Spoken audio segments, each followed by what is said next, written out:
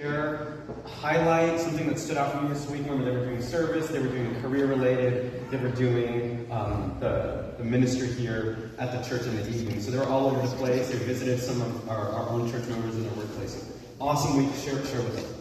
Yes, okay, so thank you again from IPIC and Mobile University. We appreciate the opportunity to be here and giving us a chance to serve Seattle. So thank you. God is just so good, so I'm going to give you two stories about how God has been working. One way is we did passport walks, which is, thanks to Debbie, we all had our own passports and got in groups of 3 or 4 to go into the city and pray at all of these different spots that we had on this passport.